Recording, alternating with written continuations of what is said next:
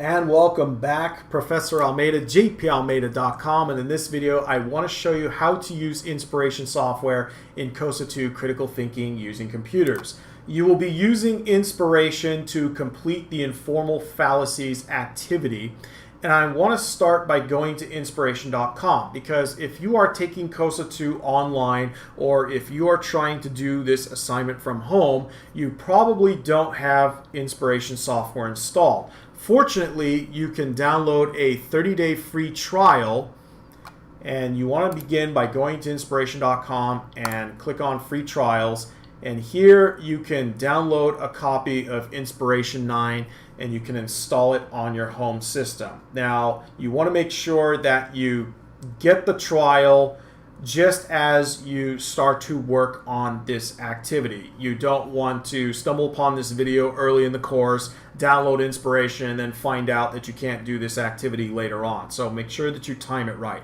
So once you have it installed, you want to take a moment and look at the handout from Canvas. So here is the informal fallacies handout. And if you watched my lecture on fallacies, you will have learned about several informal fallacies we can make when we create arguments. For this activity, you're going to use inspiration to diagram 5 of the fallacies you learned about. And you want to make sure that you include all of these elements. You'll see that there is a rubric attached to this. So I'm going to go ahead and put this away. Once you start inspiration, you will see a splash screen giving you a couple of choices. You want to choose diagram, and this is what you will be presented with. Now, the final product is going to look something like this. As a matter of fact, you will be turning in 2 files. One is the Microsoft Word export that you see here. The other is the inspiration file itself. Now, it's going to look something like a flow chart. Okay, so again, you are choosing 5 fallacies. I'm going to begin by replacing main idea with fallacies.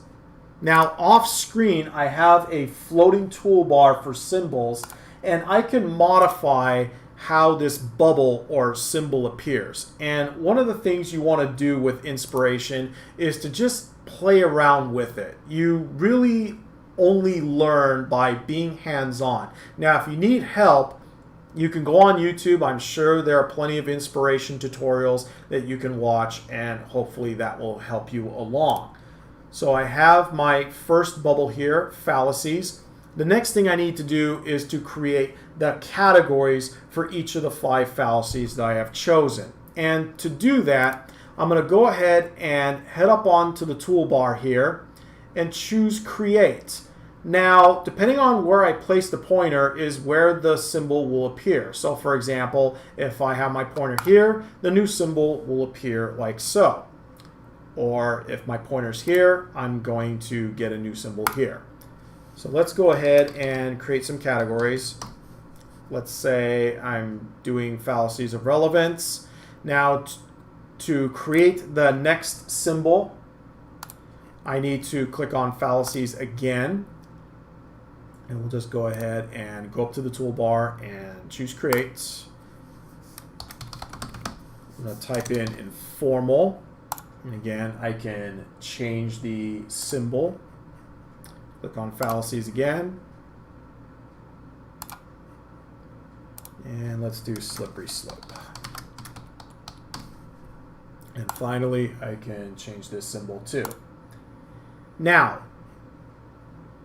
you can move these symbols around like this, or you can arrange it into a tree-like structure that you see here in the answer key. And to do that, you're going to come up to Arrange, and you're going to choose Tree. And now it starts to look more like a tree flowchart. From here, you're going to create your 5 fallacies. Okay, so let's say I'm going to do equivocation in the spirit of the answer key that I have here. So I'm going to go ahead and create equivocation. And then let's say for relevance, I'm going to have 3 of those. Whoops. See, this is something you don't want to do here. So remember, if you create another one, you need to click on relevance first, and then you can do that. See what I'm doing? And then finally, let's say my last fallacy is under slippery slope. Again, I can arrange, and that's going to clean this up. So I have my 5 fallacies. Now with equivocation, I need to define what equivocation is. So let's say I put the definition in here. I can again change the symbol. Now what you're going to notice in the answer key here, you'll see that there's some text showing up in between where the arrow is. Let me show you how that works. So if I want text to appear, okay, again, I can drag this down. I simply click on the arrow, and you'll see a little text box appear. And I can type in occurs when. Okay, see how that works? And let's give an example. Now, one of the other things I need to do is to provide some kind of graphic demonstrating the example. Now, I'm going to insert a meme for the sake of this video, and I'll show you how that works. So I'm going to go ahead, I'm going to create another symbol.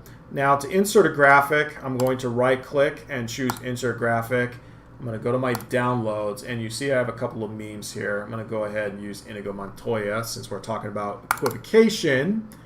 You keep using that word. I don't think it means what you think it means, but you can see here the graphic is too big. Fortunately, I can resize this. And another thing you'll notice, there is a text box here, and you can type up a description of how this example is relevant. Okay, so I hope this helps you out. Again, if it does, feel free to hit that like button, hit that subscribe button, and you can now see how this is taking shape. Okay, so again, you should see there's an outline, and you'll see here's a description of how the image ties in to equivocation. Okay, so I'm showing this here. How do you check the outline? Well, you can come up to the toolbar and you can click on outline, and you can see how this works. The last thing you need to do is to save the inspiration file and to export a copy out to Word. And you can do that by going to the File menu. I'm going to choose Export. You see Microsoft Word is the default. And I'll go ahead and click Save. And I'll put this in my Downloads folder for the time being. And let's compare. So here's the Downloads folder. I'm going to go ahead and launch this. And here's my final product. You can see it looks very much like the answer key here. Okay, so I hope this gives you an idea of how to use inspiration. Again, feel free to play around with the software. I hope this video has helped you out, and if it did, again, hit that like button, hit that subscribe button. Good luck on the activity, have fun, and I will catch you in the next video. Good luck.